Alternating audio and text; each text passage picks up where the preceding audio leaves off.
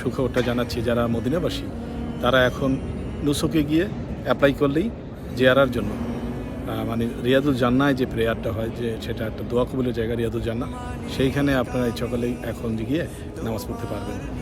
এই যে কয়েকদিনের জন্য এটা ওপেন করা হয়েছে, হাজিরা আসলে কিন্তু এটা আবার বন্ধ হয়ে যাবে, তখন আবার আগের নিয়ম।